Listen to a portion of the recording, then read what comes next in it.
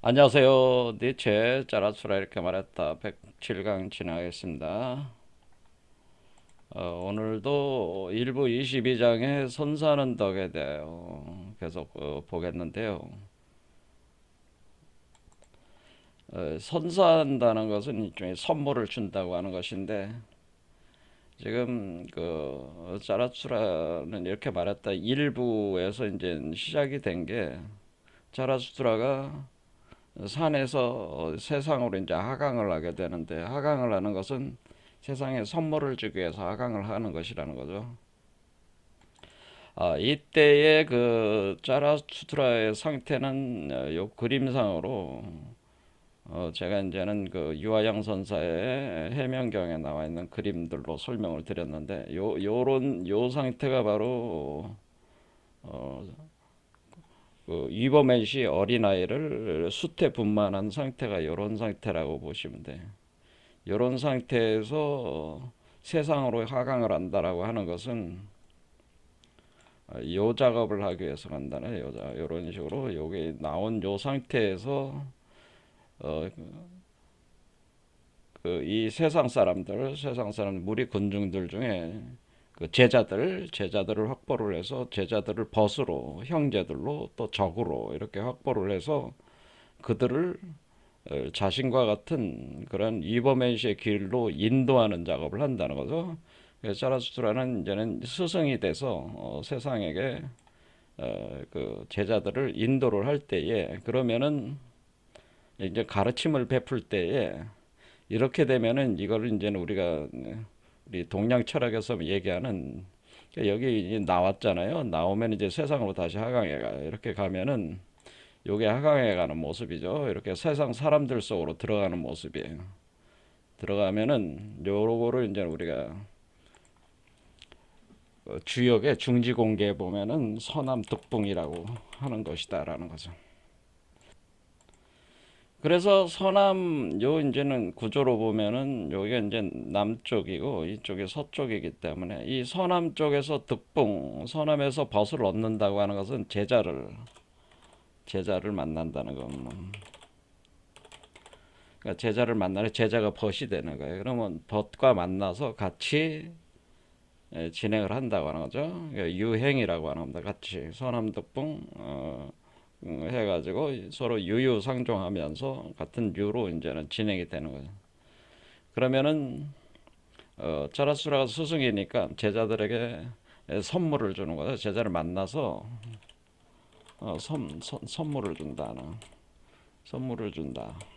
이때 이게 이제 선물을 주는 행위가 선사하는 덕이다. 덕이라고 하는 거죠. 선물을 줘. 제자를 만나서 선물을 주고, 그럼 제자들은 이 선물을 통해서 이 스승들과 이제는 서로 뭐 연합하게 되는 거죠. 스승과 합하게 되는 과정을 거치면은 어, 이 목적 자체가 뭐를 하기 위한 거예요? 이버맨시를 수태분만 시키려고 하는 거죠. 그러니까 제자들 몸속에다 이버맨시 수태분만. 그러면은 자라수트라가 하강을 하면서 제자들을 만나서 이런 메커니즘으로 요게 해명경에서 출정화신도라고 하는데, 출정화신도 같은 이런 메커니즘으로 제자들을 구성을 하면은 제자들이 몸속에도 이런 이버메시가 수태가 됩니다. 수태가 되면은 되는 게 이쪽입니다. 이쪽에 수태가 돼서 올라오는 게 요 지점이에요. 그래서 여기를 요 지점, 요 지점을 가리켜서 동북상봉이라고 한다는 거예요. 그러면은 동북상봉을 한다고 하는 건, 상은 이제 죽는다는 의미이기 때문에 상한다, 죽는다 그런 개념이기 때문에 동북에서 벗이 죽는다라고 하는 것은 이건 제자가 죽는 거예요. 제자가 죽고 죽는다는, 죽고 뭐로 태어나냐면 이버맨시로 다시 태어나는 거죠. 태어남이라고 하는 현상이, 그러니까 제자가 사람으로, 인간의 짐승의 형태의 제자가 죽고 이버맨시의 형태로 다시 태어나는 거예요. 여기서 태어나는 거죠. 태어남이라고 하는, 이버맨시로 태어난다라고 하는 거. 그러니까 재생하기 시작한다고 하는 건데, 이 지점이 바로 동북상봉이라고 해가지고 그래서 필유여경이다. 그래서 필유여경이다. 그래서 반드시 경사가 있다라고 하는 것은 이것은 이범현 씨가 태어난다고 하는. 그러니까 이범현 씨가 이 사람 이제는 짜라수살의 벗이죠. 이 사람의 몸에서 반드시 태어난다라고 하는 그 가정을 일어난다고 하는 거죠. 그래서 이걸 우리가 이제 역학적으로는 서남덕붕, 그다음에 동북상붕 이렇게 표현을 해온 것이. 자, 그래서 우리가 서남덕붕이나 동북상붕은 결국 스승과 제자의 관계에 있어서 스승이 제자와 연합을 해서 제자를 몸속에다가 이범애 씨를 수태하게 이제는 서포팅을 해주는 거죠. 촉매 역할을 해주고 그 결과로 제자는 그 안에 이범애 씨가 수태가 돼가지고 나오기 시작하는 그것이 서남덕붕, 동북상붕이고 이렇게 될 때에 제가 말씀을 드린 게 이 짜라수트라가 그 가르침이라고 하는 것이 그냥 이게 말로 이렇게 되는 게 아니고 어떻게 되는 거냐면은 지금 이 분신공룡이라고 하는 것이 불멸의 감노수라고 하는데 불멸의 감노수를 제자들의 몸에다가 뿌려주는 거예요. 그래서 이 불멸의 감노수다라 그래서 감노. 그러니까 이 가르침을 베풀 때 불멸의 감노수 제가 지난 시간에 화오로 삼풍이라고 화오로 삼풍의 기운을 넣어주는 거예요. 이것이 바로 그 이범현 씨의 피와 살이라고 하는 거죠. 그러니까 이범현 씨는 자신의 몸의 피와 살을 가지고 제자들에게 먹여주는 거죠. 그러면 제자들이 그거를 먹고 자신의 몸, 그러니까 먹는다는 건 뭐야? 합한다는 거죠. 연합한다는 거죠. 스승의 그 기운을 먹어가지고 그것으로 인해서 이범현 씨 수태하는 속도가 빨라지는 거죠. 수태하는 속도가 빨라지면은 수태가 되는 거죠. 이렇게 수태가 되는 거예요. 그러니까 이런 관계로 진행을 하는데 그러면은 제자도 마찬가지로 이런 과정을 거쳐가지고 자기가 이렇게 이범현 씨가 어린아이로 태어나면 또 이 과정이 이렇게 반복될 거 아니에요? 그러면 그게 마치 가지처럼 나무의 가지에서 가지가 나가는 것처럼 이렇게 쭉 나가는데 이런 형태를 이제는 우리가 예수가 얘기한 포도나무라고 표현해. 이걸 이제 포도나무다라는 포도나무 같이 이렇게 포도나무가 이렇게 가지를 계속 쳐나가면서 포도 아래 뭉치들이 만들어져 알갱이들이 알게 동글동글한 알갱이들이 어떤 열매들이 이렇게 맺어지잖아요. 계속. 그러니까 이게 포도나무 메커니즘이라고 하는 겁니다. 그래서 그게 괜히 포도나무라고 한 게 아니고 예수가 자신을 참 포도나무라고 한 얘기가 괜히 한 얘기가 아니고 예수가 자기가 제자들한테 그렇게 하면은 제자들이 그렇게 그 포도의 열매들이 달리듯이 제자와 제자들이 계속 연결이 되면서 이렇게 확산이 된다는 거. 그렇게 세계를 그렇게 바꾼다고 하는 거. 그러면은 이것이 지금 짜라수라의 그 목표는 뭐예요? 이 세상 전체가 그냥 모든 사람이 다 위버맨시 수태분만 하는 게 목표예요. 하나님이 다 위버맨시 수태 분만하게 해서 이 세계를 어떻게 바꾸려는 거예요? 위버맨시 세계로 전환하는 것이 이 니체가 그러니까 굉장히 광호한 그 목표를 가지고 있는 거죠. 그렇죠. 이런 어떤 책을 쓰고 이렇게 그냥 쓴 게 아니고 이 세상을 리버메시 세계로 바꾸려고 하는 그 목표 하에서 이런 책들도 쓴 것이다. 그런 얘기입니다. 자, 여기서 이제는 중요한 역할을 한 게 이제 불멸의 감노수라는 거예요. 그래서 이 감노라고 하는 화오로 산풍이라고 하는 것을 이렇게 뿜어내는 일종의 뭐가 되는 거예요.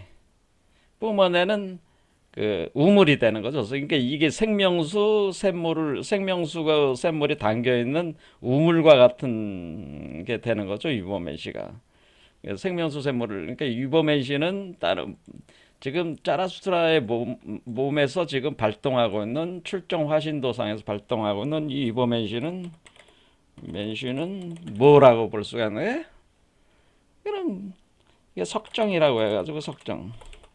황금 메탈체인데 거기에서 샘물이 계속 쏟아 나오니까 우물과 같은 게 생명수 샘물, 생명수를 담고 있는 생명수가 뿜어져 나오는 우물과 같은 거죠. 영원히 목마르지 않는 생명수는. 그리고 또 뭐라고 볼 수가 있는 거예요? 지금 피와 살을 나눠주는 거니까 자신 위버맨시의 몸에 있는 걸 뽑아서 주는 거니까 이거는 얘기해서 피는 빨간색이니까 포도주라고 표현을 하는 거잖아요. 그러니까 이 어떤 감로주, 이것이 술과 같기 때문에 감로주를 담고 있는 황금성배, 이렇게 표현한다는 황금성배다. 그러니까 이범인시를 표현하는 비유하는 다른 말들이 이런 석정이다, 또는 황금성배다, 이런 표현들이 이범인시를 표현해 주는 말이라는 거예요. 이 황금성배 안에 뭐가 들어가 있냐? 황금성배 안에 바로 포도주, 영원한 생명의 포도주가 담겨져 있는, 그게 감로라는 거다. 그걸 뿌려서 준다는, 먹여준다고 하는 겁니다. 자, 그러면 우리는 이러한 몸을, 이러한 신체가 돼야 되잖아요. 그럼 이범의 신체는 어떤 신체? 인간적인 인간의 신체가 아니라는 거죠. 이범의 몸은, 맨시의 몸은 신적인 몸이라는 거죠. 신적인 몸. 바로 갓바디라는 거예요. 갓바디. 신은 신적 바디. 갓바디라는, 신적인 몸이니까 이걸 할 수가 있는 거지. 그게 뭐 자기 피와 살을 어떻게 나눠? 여러분 이 인간적인 몸으로 피와 살 뽑아서 주다가는 한 사람도 못 줘. 그렇죠? 신적인 몸이니까 계속 뿜어져 나오는 거야. 그렇죠? 그러니까 신적인 몸. 그래서 이 몸을 가르쳐 제가 황금 메탈체라고 한 거예요. 그래서 신체. 그러니까 지금 니체 사상의 핵심적인 사상 중에 하나는 신체 사상이에요. 신체자론이라고 하는 거죠. 신체론이라고 하는 거죠. 신체에 대해서, 그러니까 우리가 보통 이제는 그 당대 이제 철학가들은 그 관념론자들이 많단 말이에요. 근데 관념이 아니고 이건 하나의 물질이잖아요. 물질로 가는 거니까 물질 유물론적인 개념이잖아요. 물질이 곧 정신이란 말이야. 그러니까 그걸 주는 거란 말이야. 영적인 힘이란 말이야. 그거를 신체를, 근데 신체가 신적인 신체가 돼야 되니까 위범의 신체와 인간의 신체는 완전히 다른 거죠. 그러니까 이 차이를 모르면은 이 책을 해석할 수가 없는 거예요. 그런데 자꾸 그 기존의 자라수트라는 이렇게 말할 이 책을 해석하시는 거의 100% 가까운 그 철학가들은 이 차이를 전혀 모르고 있다는 거지. 그러니까 뜬구름 잡는 얘기만 자꾸 하는 거예요. 관념적인 얘기. 그게 아니고, 뜬구름 잡는 얘기가 아니고 신체 자체가 바뀌어야 된다. 제가 계속 강조를 하는 거예요. 이 신체를 바꾸려면은 신체에 그 변화가 있어야, 이제 체인지가 일어나. 체인지. 그렇죠? 변화가 있어야 돼. 인간의 신체가 아니라. 근데 이 변화를 일으키는 메커니즘을 뭐라 그랬어요? 연금술 변화, 연금술로 하는 거다. 연금술. 그래서 이거 알케미 과정을 알아야 된다. 그래서 이 연금술을 우리 그 동양에서 이걸 선도라고 하는, 선도 사상을 어느 정도 이해를 한 사람들이 이해할 수가 있는 거라. 그러니까 지금 단순히 서양 철학적 전통으로는 니체를 해석할 수가 없어요. 이 자라투라 이렇게 말했다. 이 책 자체를 해석할 수가 없다고 제가 자꾸 얘기를 하는 겁니다. 연금술을 알아야 되고 선도를 알아야지 되는 겁니다. 그러니까 한마디로 요 메커니즘을 알아야 돼요. 요 메커니즘을 기술하고 있는 것이 선도에서 성명규지, 그리고 해명경. 지금 해명경에 있는 내용, 이 청나라 시대 성립된 류화영 선사가 쓴 거야. 그 텍스트에 이 그림들이 이제 정확히 그려져 있는 거고, 그 이전에는 이제는 우리가 명나라 시대 때는 성명규지라고 윤진인의 제자가 썼다고 이제 알려졌는데, 여기도 이제 그림들이 나와 있단 말이야. 이런 그림들을요. 여기서는 영아 현영도라고 됐죠. 영아라는 게 뭐야? 갓난아이 영자란 말이야. 그러니까 아이 야자니까 갓난아이라는 뜻이잖아. 갓난아이가 이렇게 포태가 된다는 게 연하가 그 형태가 분명히 나와 있다는 거죠. 연하 형영도. 그 다음에 이거는 당공명심도라고 그래서 머리 위에 이렇게 나오는 게 당공명심도라는.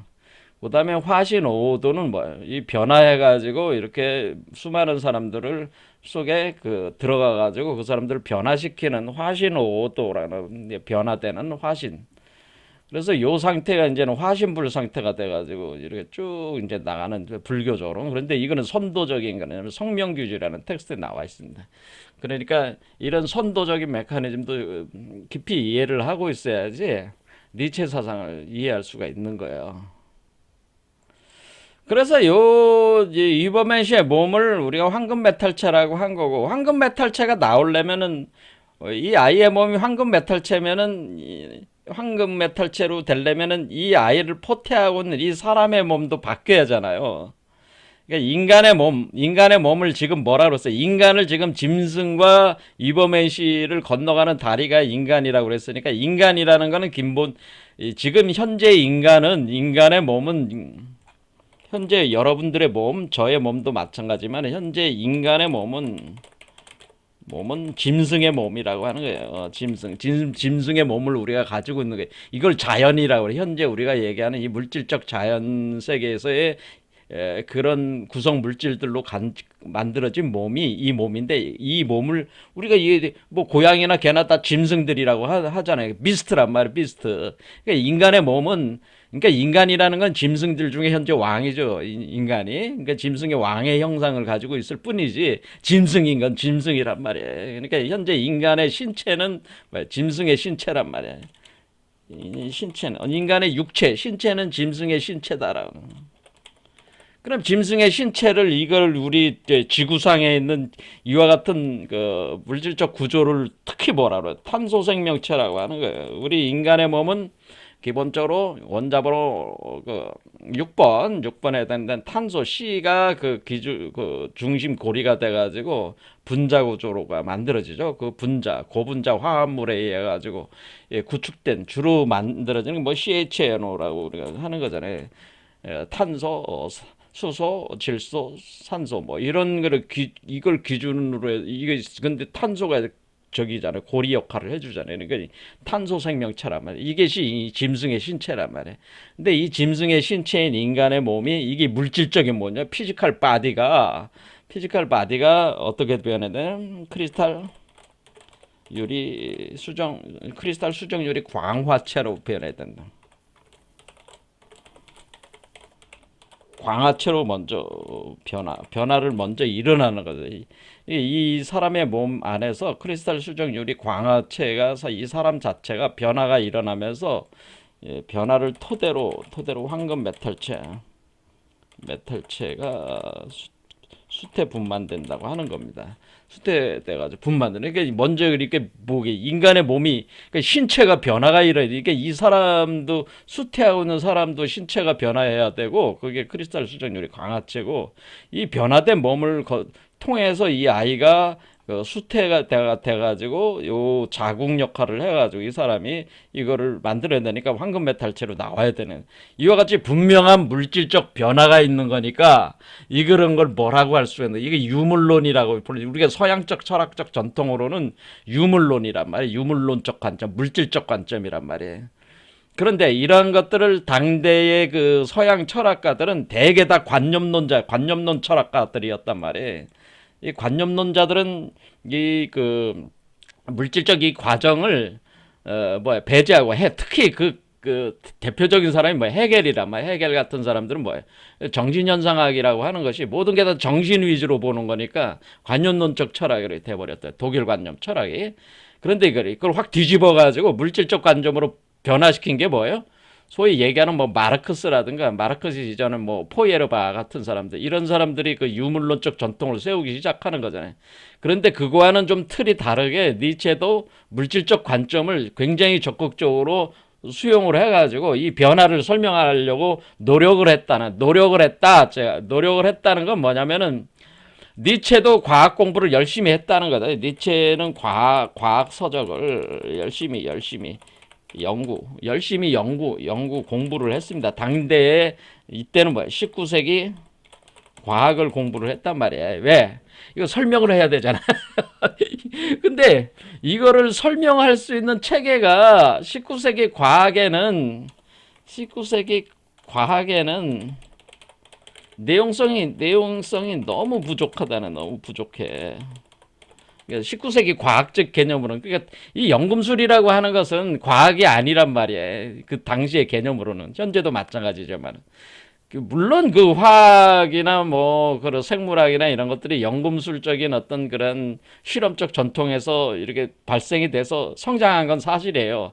하지만은 그 19세기에 와서 여러 가지 그 과학적 자연과학이죠. 우리가 자연과학인데, 자연과학이 뭐 자연 수학적 원리에 기초한, 원리를 토대로 한 자연과학이잖아요. 자연과학적 개념으로 볼 때는 지금 오늘날 이제 이 연금술이니 선도니 이거는 과학이 아니란 말이에요. 이 사람들이 볼 때는.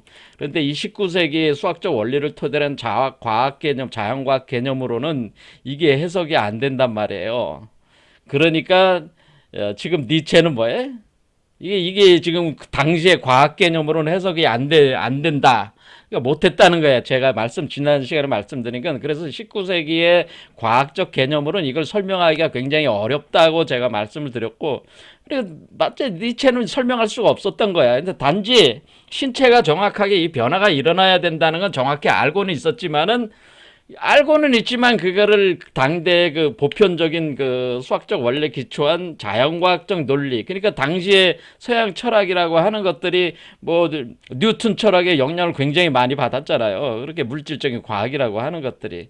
그리고 그 이후로 서서히 이제는 그 과학이 이제 발전을 했지만은 아직까지 뭐가 나오지 않았냐면은 아인슈타인의 상대성 원리라든가 또는 양자역학이라든가, 그 다음에 우리가 지금 보고 있는 그 생물학에서의 어떤 그 DNA 정보 구조론, 이런 것들이 나오지 않았단 말이에요. 그러니까 19세기 과학으로는 이걸 설명하기가 굉장히 어려운 거야. 그래서 이게 포기를 할 수밖에 없니. 니체가 이걸 가지고 설명하기 어렵다. 그런데 오늘날에는 설명이 가능한 건 왜 그래? 오늘날 과학은 지금 그 블랙홀, 블랙홀 이론이 우주과학 이론에서 나오는 우주과학 이론. 블랙홀 이론 나오는데 이 블랙홀 이론은 뭐 아인슈타인의 얘네 일반 상대성 원리에서 이것이 진행되는 거 아니에요. 상대성 이론. 그리고 여기에 또 이제 뭐가 된 거예요? 양자역학이 도입된 거 아니에요. 양자역학 계통에서 촉분 이론이라든가 뭐 이런 것들로 이제 점점 발전을 한 거 아니에요. 그러니까 이런 것들이 통합이 된 현대적 이론으로는 설명이 상당히 가능하단 말이에요. 그래서 이게 블랙홀이니 웜홀이니 화이트홀이니 이제 설명이 가능하단 말이에요. 왜냐하면 블랙홀이라고 하는 것은 물질이 정신으로 변하는 곳이고, 화이트홀은 정신이 물질로 변화돼서 나오는 곳이다. 이 웜홀, 지금 여기는 웜홀이란 말이에요. 그러니까 이 구조가 그대로 가져오면 이렇게 된단 말이에요. 이렇게 이해하면 바로 이해가 된단 말이에요. 현대과학으로 쉽게 이해할 수가 있고, 이것이 하나의 끈이잖아요. 이게 매듭이니까 끈이잖아요. 그러니까 촉근 개념으로 설명할 수가 있고, 이 안에가 웜홀이니까 우리가 블랙홀이라고 하는 것은, 블랙홀은 새로운 우주가 탄생하는 곳이다라고 하는 것은, 이제는 현대 그 우주 물리학자 중에 이제는 그 리스몰린 같은 사람들은 이제 고리 양자 중력론 같은 데서 본격적으로 얘기하기 시작하는 게, 블랙홀은 새로운 우주가 탄생하는데 그 우주는 옛 우주의 정보를 그대로 복제를 해가지고 다시 탄생을 한다고 하는 이론들이 나오는 건데, 이게 현대 우주 물리학에서 이제는 이런 것들이 이제 나오니까 이런 거 가지고 설명할 수가 있고, 그리고 지금 현재 우리 인간의 몸이 왜 DNA적인 구조가 있습니까? 왜 그렇게 모든 생명체가 DNA 구조를 가지고 있습니까? 그러면 이거 자체가 매듭 구조 자체가 DNA 구조 형태를 띠고 있잖아요. 지금 보면은. 그렇죠? DNA잖아요. 두 개가 이렇게 꼬여 올라가는 구조잖아요. 그러니까 이 전체적인 하나의 우주의 그 블랙홀, 웜홀, 화이트홀이라고 하는 이 구조 자체, 중심의 구조 자체가 이런 그 DNA적 구조를 가지고 있으니까, 인간을 비롯한 모든 생명체들은 다 이 우주에 존재하는 모든 그 유기적 생명체들은 다 DNA적 정보 구조의 토대를 둬 가지고 만들어지고 있다는 것으로 우리가 더 깊이 연구가 가능하고, 이런 DNA적 구조라고 하는 것은 동양 역학을 또 이렇게 매칭이 돼 가지고 수용할 여지가 많기 때문에, 지금에 와서는 지금 그것도 이제 지금에 와서죠. 지금 21세기 와서야 지금 21세기에 와서야 니체가 얘기한 니체의 그 신체 변화론을 설명이 어느 정도 가능하다는 거예요. 그런데 당시에 19세기 과학으로는 설명을 할 수가 없는 거야. 그래서 굉장히 어려웠다. 하지만 니체는 굉장히 노력은 했어요. 과학 공부를 했단 말이에요. 그러니까 저도 역시 그 설명을 할 때 주로 뭐로 하는 거예요. 이게 이런 이론들을 가지고 제가 연결을 해서 제가 다 설명을 드리고 있는 거잖아요. 이렇게 오늘날 우리 사는 사람들은 과학, 자연과학, 수학의 바탕을 둔 자연과학론에서도 상당히 이런 그 한마디로 이런 초월적 영성론이라고 봐야 되잖아요. 이런 개념들을 이런 연금술 이론이나 선도 이론을 설명할 수 있는 것들이 현대 과학에서 점점 나오기 시작하고 있는 시점이란 말이야, 지금이. 그러니까 이제 어느 정도 설명이 가능한 것이지 당대는 그것이 어려웠기 때문에 설명할 수가 없었다. 하지만은 그럼에도 불구하고 우리는 뭐예요? 이제 니체가 전통적인 이 신체, 그러니까 육체, 알케미, 이 계통의 그 변화론에 대해서 굉장히 깊은 이해를 가지고 있었다고 하는 거를 인정을 해야 된다고 하는 겁니다. 그래서 그 오늘 이제 나머지 읽어볼 내용들은 이런 관점을 여러분들이 생각을 하면서 이제 읽어보면은 이제 뚜렷하게 이제 니체가 얘기하고자 하는 게 뭐다라는 걸 더 잡을 수가 있으니까 보려고 합니다. 읽어보겠습니다. 자, 지난 시간에부터 한번 보겠습니다. 우리의 길은 저 위쪽으로 향한다라고 하는데, 위쪽이라는 게 지금 우리 제자들은 수태분만한 존재들은 여기서 어때? 수태분만돼 가지고 요거를 태어나게 하는 거다. 이렇게 위로 향하는 거죠. 위로 이게 향하는 것이다. 위로 상승하는 것이다. 위쪽으로 향한다. 종으로부터 종을 넘어서는 것으로 향한다. 그러니까 인간이라는 종에서 유버맨시라는 종으로 변하는 거란 말이에요. 그러니까 종의 변화가 분명히 있다고 하는 거죠. 그렇죠. 그러니까 이것은 하나의 진화라고도 볼 수가 있는데 일반적인 그런 진화는 아니고, 그러니까 다윈적 진화는 아닙니다. 다윈적 진화는 아니지만 물론 연관성이 반드시 없다고 볼 수는 없지만은 종 자체가 변화하는 거죠. 근데 종 자체가 어때 변해? 인간이라는 종에서 유버맨시라는 종으로의 변화라고 하는 거죠. 그러니까 그걸 오늘날에는 호모 사피엔스에서 호모 데우스로의 진화다 이렇게 표현을 하잖아요. 이것이 이제 유발 하라리 같은 사람들을 필두로 해가지고 오늘날 이제는 과학적인 어떤 그 사유체계 가진 사람들 때 호모데우스가 앞으로 이제는 인공지능, 챗GPT 아시죠? 챗GPT 인공지능들이 이제 발전을 하니까 이것을 심어서 육체화 시키는 게 로봇들 아니에요? 그 로봇들로 기계 인간들로 를 호모데우스라고 생각할 수도 있는 거죠. 그 자연과학적 입장에서는. 하지만은 우리 전통에서는 뭐가 되냐면 호모데우스는 결국 크리스탈 수정률이 광화체를 토대로 해서 황금 메탈체로 나가는 것이 호모데우스라고 우리는 얘기를 하는 거죠.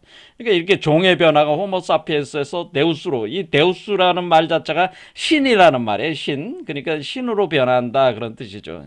근데 그 핵심적인 게 뭐예요? 불멸성이라고 하는 거죠. 불멸, 죽지 않음, 영원성을 갖게 되는 그런 존재가 되는 거죠. 자, 이와 같은 어떤 종에서 종으로 넘어서는 것을 향한다는 거죠. 그러니까 분명히 종의 변화가 있는 거예요.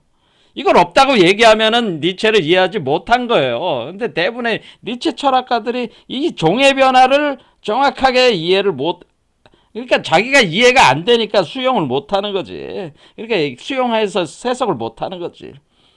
반면 고작 모든 것은 나를 위해라고 말하는 태화된 강간은 우리에게는 섬뜩하다.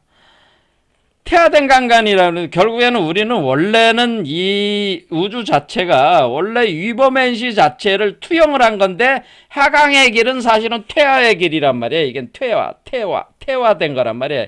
위버맨시가 인간으로 들어가는, 인간이 되는 거잖아요. 이거는 인간에서 위버맨시로 나가는 거잖아요. 그러니까 이거는 퇴화의 길이고 이거는 상승의 진화, 에볼루션의 길이란 말이에요. 퇴화, 인볼루션이면서 퇴화, 다운그레이딩 되는 거잖아요. 이건 업그레이드 되는 거잖아요. 업그레이딩. 그리고 진화하는 거잖아요. 그러니까 우리가 이 퇴화되는 거는 우리가 황금 메탈체가 황금이 뭐가 돼? 황금이 진흙이 되는 것이 퇴화야. 그래서 우리가 시대 구분은 황금의 시대다. 황금 금의 시대다 뭐 은의 시대다 은에서 동으로 갔다가 뭐 쇠로 갔다가 진흙으로 간다 이렇게 이거 이런 식으로 그 우리가 이 연금술 이게 저 물질적 실체로 볼 땐 이렇게 옛날 사람들이 이렇게 구분을 한 거란 말이에요. 이 황금의 시대에서 은의 시대로 은에서 동의 시대 동에서 쇠 시대로 쇠 시대 진흙의 시대로 이렇게 간 것이 이건 뭐야? 여기는 거꾸로 올라오는 거지. 진흙에서 쇠로, 쇠에서 동으로, 동에서 은으로, 은에서 황금으로. 이때 은이라고 하는 게 크리스탈 유리 광화체를 얘기하는 거고, 황금이라는 게 황금 메탈체를 얘기하는 거예요. 그러니까 이것이 내려가는 거, 오르락가는 거에 분명한 이런 역의 과정이 있다. 반대적 과정이 있다고 하는 거죠. 그러니까 이게 황금에서 진흙으로 내려가는 거는 태화의 감간, 우리가 탄소체가 되는 거죠. 태화의 감간. 우리에게는 섬뜩하다. 우리의 감각은 저 위쪽을 향해 날아간다. 이것은 우리 신체에 대한 비유요. 자, 여기서 분명히 신체라는 얘기를 했잖아요. 신체, 몸, 육체에 대한 얘기를 하잖아요. 상승에 대한 비유다. 그러니까 육체가 변화하는 것이다. 진흙에서 황금이 되는 것이다. 라는 이런 상승에 대한 비유들이 바로 덕의 이름들이다. 라고 하는. 자, 그렇게 우리가 이제는 원래는 우리가 황금이 진흙이 돼버렸는데 진흙이라는 몸을 다시 황금으로 돌리기 위해서는 그 촉진제, 바로 감노수가 들어와야지 이게 촉진이 된단 말이에요, 이게. 그래서 이게 저게 선사하는 덕을 이렇게 베풀어야지 제자들, 이 일반 대중들의 몸이 변한다. 그 얘기죠. 진화가 일어난다는 거죠. 신체는 자꾸 육체 얘기를 하고 있잖아요. 그렇게 성장하는 자이자 투쟁하는 존재로 그렇죠. 그러니까 위범의 신체가 그러니까 인간의 몸이 진흙에서 은으로 크리스탈 유리 광화체로 변하잖아. 그리고 그 안에서 또 이게 수태대 나오잖아. 이렇게 신체는 그렇게 성장하는 자이자 성장한다. 신체는 바로 진흙에서 쇠에서 동으로 동에서 은에서 황금으로 이렇게 성장해 나가는 자이자 투쟁하는 존재로 역사를 가로지른다. 그래서 신체의 변화가 이렇게 일어난다. 물질적 변화. 그렇다면 정신은 신체에게 무엇이냐? 신체의 싸움과 승리를 알려주는 전령이자 동지이자 메아리다라는 거죠. 자, 그러니까 우리는 어떤 과정이라는 게 여기는 이게 물질이 여기서는 여기 이외에는 화이트홀은 정신이 물질로 변하는 거는 정신이 물질로 변해가지고 정신이 물질로 딱 변해가지고 위에는 어때? 물질이 다운그레이딩 되는 과정이잖아요. 그렇잖아요. 다운그레이딩 되는 과정이에요. 하지만 여기서는 다시 물질이 다시 정신으로 돼서 정신으로 변하면서 업그레이딩 되는 과정이잖아요. 이게 거꾸로 가는 과정이란 말이에요. 그러면 물질이 다운그레이딩 된 물질이 다시 물질적인 관점에서 물질이 다운그레이딩, 업그레이딩이고 정신적인 관점에서도 이게 뭐야? 정신이 물질로 변하고 그러니까 물질에서 정신이 나오고 이런 개념이잖아요. 그러면 정신이 성장을 한다는 것은 물질이 상승한다는 것과 같은 거죠, 이게. 자, 그러니까 우리가 정신의 상승은 정신이 분리 상승되는 것은 물질의 고도화와 괴를 같이 한다.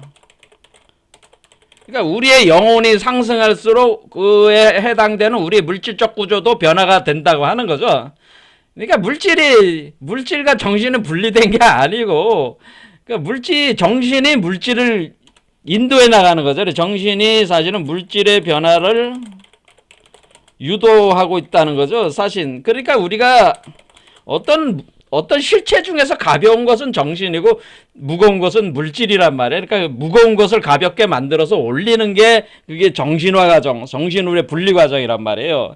그러니까 지금은 정신으로 위로 가는, 그러니까 정신으로 위로 올라간다는 건 물질을 고도화시킨다는 거와 같은 개념이라는 거죠. 그러니까 우리가 정신이라고 하는 것은 이와 같이 뭐예요? 싸움과 승리를 알려주는 전령이라는 게 뭐예요? 그러니까 정신 수준이 높은 사람은 물질 수준이 높다고 이렇게 볼 수가 있는 거 아니겠어요? 전령, 자, 동지자, 메아리다라는 거예요. 그러니까 정신과 물질 이렇게 간다는 거죠. 자, 그러면은 선과 악에 대한 이름들은 모두 비유다. 이것은 암시만 할 뿐 분명하게 말하지는 않는다. 그러니 그 이름들로부터 알을 원한다면 그런 자는 바보다. 그러니까 선악이라고 하는 것은 뭐예요? 상대적이라는 얘기를 한 거죠. 모두 비우고 그냥 상대적인 얘기들이기 때문에 거기에 이제는 사로잡혀가지고 어떤 지식 그거에 대한 알을 고착화시키지 마라 그런 뜻이기도 하죠, 이게. 내 형제들이여 그대들의 정신이 비유로 말하려는 모든 순간에 주의를 기울여라. 거기에 그대들의 덕의 근원이 있다. 그래서 정신 얘기를 다시 해야 돼. 정신, 이 정신의 그 수준, 정신의 그 상승에 맞춰서 물질도 변화해. 그때 그대들의 신체는 고양되고 이렇게 이게 정신이 이렇게 상승할 때 분리되면서 상승할 때 그대들의 신체는 고양되고 소생하게 돼. 소생한다는 게 뭐야? 죽었다가 다시 살아난다는 거잖아요. 그러니까 여기서 뭐라고 얘기했어요? 이게 아주 중요한 얘기잖아요. 그때 그대들의 신체는 네, 고양된다는 건 뭐예요? 가벼워져서 이렇게 올라간다는 거죠. 그들이 고양되고 소생한다. 죽었다가 다시 태어난다는 거, 다시 살아난다는 거죠. 그들의 신체는 고양되고 이렇게 신체는 변화한다는 이렇게 왜 진흙에서 죽고 크리스탈로 바뀌어야 되잖아요. 크리스탈로 다시 사는 거잖아요. 크리스탈로 죽고 황금 메탈로 사는 거야. 이렇게 소생한다. 신체는 자신의 환희로 정신을 매료시켜서 정신이 창조하는 자, 평가하는 자, 사랑하는 자, 만물이 좋은 일을 하는 자가 되도록 만든다. 그러니까 이 정신과 정신이 신체를 계속 유도해 나가는 거죠. 유도해 나가게끔 한다는 거죠. 이렇게 그대들의 심장이 큰 물길처럼 드넓게 흘러넘쳐 근처의 사람들에게 축복이 되기도 하여 그대들의 심장이 그러니까 심장으로부터 우리가 이제는 여러분의 네 번째 차크라인 심장으로부터 본격적으로 황금이 조금씩 만들어지기 시작하는 거예요. 여기서부터 이게 수태가 딱 되는 거거든. 본격적인 형태의 우주구조가 완성이 되면서 들어오기 시작하기 때문에 심장을 굉장히 중요하게 보는 심장 차크라 여기서 큰 물길처럼 드넓게 흘러넘쳐서 근처의 사람들에게 그러니까 뭐야 지금 흘러넘치는 큰 물길처럼 그러니까 이 근처 사람들 이게 뭐야 이게 그 불멸의 감노수가 근처 사람들에게 흘러넘쳐가지고 근처 사람들에게 축복이 되기도 하고 위험이 되기도 할 때 거기에 그대들의 덕의 근원이 있다라고 하는 거죠. 자 그러니까 우리는 여기서 이제는 어떻게 알 수가 있냐면은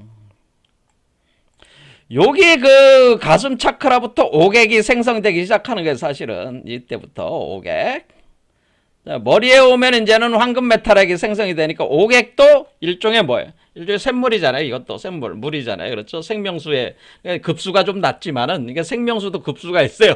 낮지만은 흘러넘쳐 오기 시작하는 거지. 흘러넘쳐 오니까 그러니까 이 심장 차크라가 활성화된 사람부터 뭐가 생기기 시작한다는 게 이게 이쪽 수준이 좀 낮은 감노주가 이제는 생성이 돼가지고 주변 사람들에게 영향을 주기 시작한다고 하는 거죠. 이렇게 거기에 그들의 덕의 근원이 있다라고 하는.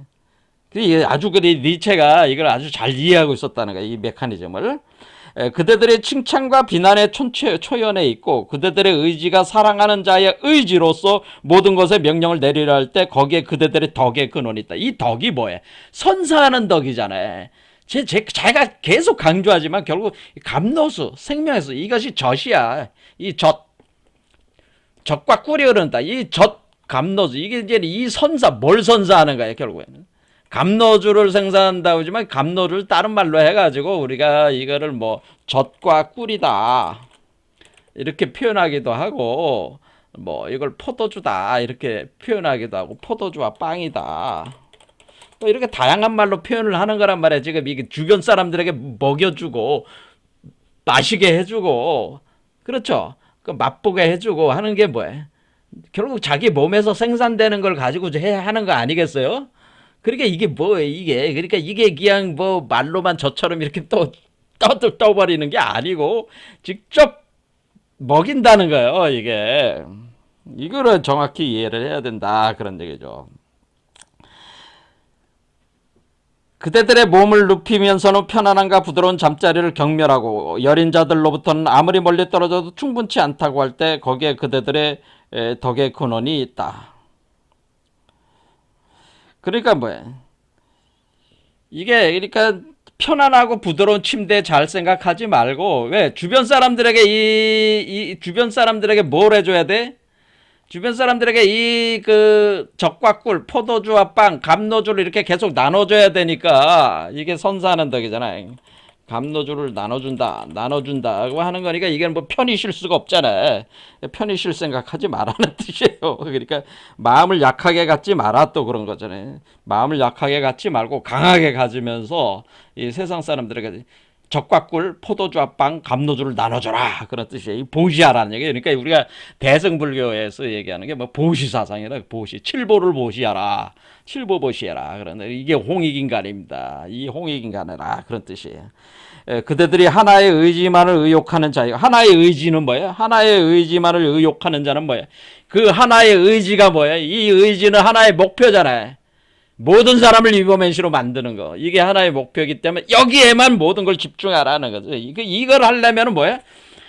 하려면 감노주를 끊임없이 생산해야 될 거 아니야. 적과 꿀을 생산하고 내가 그러니까 일종의 내 몸은 뭐예요? 생산하는 생산 공장이란 말이에요. 감노주를 나눠주려면 뭐예요? 감노주를 생산하는 생산 공장이야. 그러니까 여러분들이 우리가 이 짜라수트라와 거기 나오는 이버맨시는 뭐예요? 이 감노주, 이 적과 꿀, 포도주와 빵을 생산하는 생산 공장과 같다는 거예요. 이 생산 공장이니까. 그렇지. 그 생산해서 일체 공경을 그 의지에 의해 전환시키는 것을 필연으로 받아들일 때 그게 뭐예요? 이 세상을 그 위버맨시의 세계로 만드는 거를 그게 그렇게 될 수밖에 없다고 하는 것. 그러니까 제가 이제 어떤 사람들 보고 뭐도 닦은 거가 자꾸 저한테 이제 물으면은 뭐라면 당신은 이미 위버맨시입니다. 저는 그렇게 얘기를 하거든요. 당신은 미래의 위버맨시는 이미 당신은 구현이 돼 있어요. 그런데 뭘 걱정을 하세요? 당신은 이미 필연적으로 이미 구현이 돼 있단 말이야. 그러니까 미래의 자기를 불러오세요. 불러와가지고 그걸로 자신을 변화시키세요. 왜냐면 이 세계라고 하는 것 자체는 시공간을 넘어서 있습니다. 이게 과거, 현재, 미래라는 개념이 없어요. 이 세계는. 그러니까 미래에 구현된 나를, 참나를 불러와서 현재의 나를 바꾸는 그것이 수행이다라고 하는 거예요. 그게 필연이다. 이게 필연을 만든 게 필연이 되는 것이다. 그렇죠. 그게 필연이야. 그게 우연성이 아니야. 이제는 필연이야. 그러니까 자기가 뭐야? 이게 우연성이라고 하는 것은 근데 나중에 이제 양자역학, 그러니까 양자역학을 좀 알아요. 양자역학은 확률성, 우연성적인 철학을 얘기하는데 우리가 창조라고 하는 것 개념 자체가 사실 우연성이고 확률성이라는 거예요, 사실은. 그러니까 기존의 인과율이 적용이 안 되는 거예요. 자연 법칙이 적용이 안 되는 그 지점들이 있단 말이에요. 거기서 자기가 필연으로 그 우연적 그 구조에서 필연으로 자기가 창조를 딱 했을 때 그게 필연이 되는 거란 말이에요. 그러니까 이 유버맨시는 우연을 필연으로 만드는 존재란 말이에요. 그래서 이렇게 필연으로 만들어 나간다는 거죠. 이렇게 이런 방식으로 자기가 자기 의지가 우연적으로 선택을 그렇게 함으로써 필연으로 이것이 바로 창조 과정이에요. 그러니까 우연을 필연으로 만드는 게 창조 과정이기 때문에 그거를 자기가 해 나간다. 이런 건. 그걸 뭐 하는 거야? 모든 사람이 이버맨시 만드는 게 그게 이제 필연으로 만들려고 하는 거죠, 지금. 그러니까 확률을 계속 높이는 거지. 확률을. 실로 그대들의 더 그러니까 확률을 높인다는 건 뭐야? 여기 지금 한 5사람 뭐 여기 5사람만 있을 땐 안 돼. 근데 10사람, 100사람, 1000사람, 10,000사람 계속 늘어날 거 아니야. 이 과정이 계속 반복되면은 그럼 뭐야? 양적 축적이 우리가 변증법적으로 뭐야? 양적 축적이 질적 변화를 가져온다는 거 아니에요? 여러분들이 이제는 그 나중에 이제 변증법 강의도 한번 해보겠지만은 양적 축적이 질적 변화를 가져온다는 거 하는 겁니다. 이건 하나의 물질적 과정이잖아요. 그래 양적으로 계속 축적이 돼. 그러니까 저만 이버맨시 수태분만 한 게 아니고 여러분들 중에도 1명, 2명 이렇게 나오기 시작하면 어때? 여러분들이 힘이 세지는 거 아니야? 파워가 강해지는 거잖아요. 그러면 뭐 그것이 뭐 10명, 100명, 뭐 몇백 명, 1000명, 10,000명. 제 생각으로는 지금 그 한 100명 정도면 충분하지 않을까? 이 세계 자체를 완전히 뒤집어 엎는 데는 이 세계를 전체 위버맨시아 시키는 데는 한 100명이면 충분할 것 같아요. 100명 정도의 이와 같은 파워를 가진 이 위버맨시 수태분만한 사람들 한 100명 정도 나오면은 이 지구 전체를 바꿔버릴 수 있지 않겠어요? 빠른 속도로. 그러니까 이제 어느 정도, 그러니까 양적 축적의 질적 변화를 가져오는 크리티컬 포인트까지 이거를 밀어붙여야 된다는 거죠. 그러면 그것이 필연이 될 수밖에 없는 거죠. 그 전에는 될 수도 있고 안 될 수도 있고 있는 우연성 세계지만은 양질의 그 포인트를 넘어서는, 그래서 인계점이라고 하는 겁니다. 자, 제가 뭐 원자핵공학과 다녔지만은 그 핵폭탄 터질려면은 일정 정도의 그 핵 우라늄이나 플루토늄이 농축이 일정 정도에 돼야지 핵폭탄이 터진단 말이야. 핵분열이 일어나가지고, 그러니까 핵발전소가 운영이 된단 말이에요. 그 기본 농도가 있어요. 그 농도가 넘어서지 못하면 핵분열이 진행되다가 멈추는 거죠. 주변에 그런 거에 의해서. 그러니까 이 임계점을 넘어서야 된다고 하는 거죠. 임계점. 임계질량이라고 하는, 임계질량을 넘어서야 된다. 그러면 이제 필연이 될 수밖에 없다니. 실로 그대들의 덕이 새로운 선과 악이다. 자, 이런 관점에서 보면은 우리가 지금 소주 세계에 있는 우리가 선과 악이라는 건 그 더 이상 선과 악이 아니야. 그러니까 제가 지금 우리가 소주 세계, 우리는 대우주 세계의 위버맨시는 대우주 세계의 관점, 대우주 세계의 이 관점으로 볼 때는 이 소주 세계의 선악이라든가 뭐 도덕, 양심, 뭐 이런 거, 도덕, 양심, 그다음에 진선미, 뭐 이런 온갖 그 덕성이라고 하는 거는 등등등등 뭐 등등 이 소주 세계에, 이거는 뭐야? 이거는 소주 세계의 개념일 뿐이지 대우주 세계에서는 통하지 않는 개념들이란 말이야. 그래서 제가 계속 누가 이제 양심 도덕론 뭐 양심 노트를 써라? 전 그런 게 그 황당한 얘기를, 그런 거는 완전히 황당한 얘기라고 저는 얘기를 하는 겁니다. 양심 노트를 왜 써? 이 소주적 세계에서 양심을 지키고 살겠다고? 소주적 세계에서의 양심? 도덕? 그럼 소주적 세계를 계속 지탱하고 유지하려는 도덕이고 양심이지, 대우주를 열려는 양심이고 도덕은 아니지 않냐 이게야. 그러니까 그런 식으로 양심 도덕론을 갖다가 주장을 하게 되면은 그것은 오히려 소주적 세계를 강화해가지고 여러분들이 위버맨시가 되지 못하게 하는 구조로 발동을 하는 거기 때문에 그런 건 다 쓰레기 같은 얘기다. 이게 양심 도덕론 같은 것도 다 버려라. 자꾸 양심 노트 쓰라는 사람들, 그 사람 얘기 따르지 말라는, 그거는 지금 중요한 건 뭐냐면 양심 도덕, 양심 노트를 쓰기 전에 중요한 거는 이 메커니즘을 이해를 해서 우리 자신이 본래적으로 위버맨시고 이미 위버맨시가 구현이 돼 있다는 스스로의 자기의 자각을 통해 가지고 스스로 자기가 자기 변화의 주인공이 돼야 되는 거죠. 창조와 변화의 주인공이 자신이 되는 게, 창조와 변화의 주인공임을 자각시키는 것이 핵심이지. 그 사람들 보고 뭐 양심 도덕, 너 양심대로 살아라, 이렇게 살아라, 양심 노트 썼습니까? 오늘 나쁜 짓 했습니까? 좋은 짓 했습니까? 이 목록, 낡은 목록 가지고 계속 그거 가지고 추궁하고, 그게 그 사람을 위한 게 아니라는 거죠. 그 사람을 계속 지배하려는 메커니즘일 뿐이야. 그거는 사람들은 어떻게 돼? 창조와 변화의 주인공임을 자각시켜주는 것이 스승이 제자에게 해주는, 그거는 가장 높은 창조의 이 덕이란 말이야. 선사하는 덕의 핵심은 뭐야? 너가 위버맨시고 네가 위버맨시로 창조와 변화의 주인공인데 왜 나 스승인 나의 말도 따르지 말고 네 멋대로 좀 해보란 말이야. 양심 도덕 다 개뿔 같은 거 다 던져버려. 그리고 네 스스로가 창조와 변화의 주인공임을 깨달으란 말이야.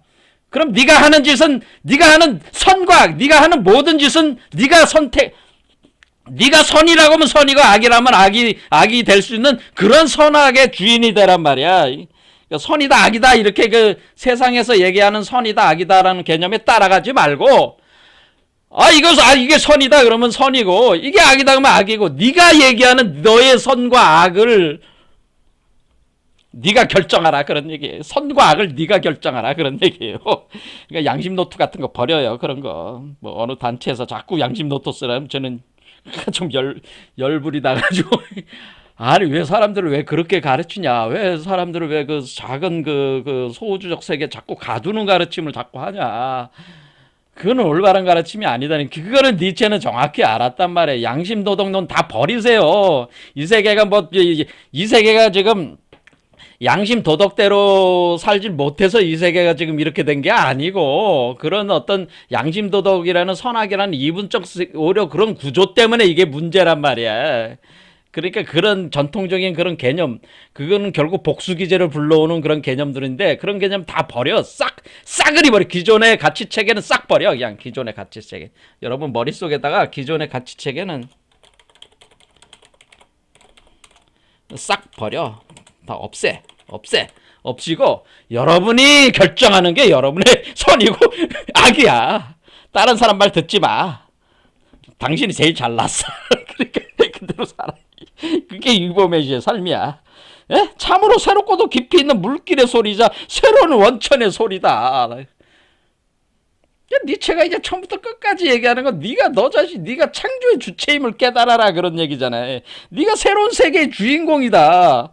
네가 새로운 세계의 황제다, 그런 얘기 아니. 네가 결정한다. 선악도 네가 결정한다. 제왕 무치다. 네가 이 세계의 왕인데 네가 하는 행위에 대해서 네가 뭐라 그래? 뭐 그런 얘기예요. 그런 식이에요. 그러니까 일단은 그런 생각을 가지고 들여다봐야 된다고 하는 거예요. 그렇죠?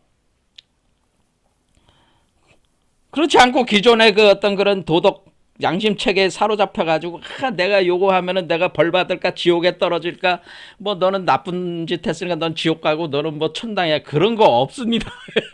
그거 다 구라야, 구라. 그거는 어린애일 때, 그러니까 우리가 인간의 의식 수준이 낮을 때나 그러면 가르침이 통한 거지. 오늘날의 시대는 그런 가르침으로는 안 돼요. 도저히 이 세계가 바뀔 수가 없어요.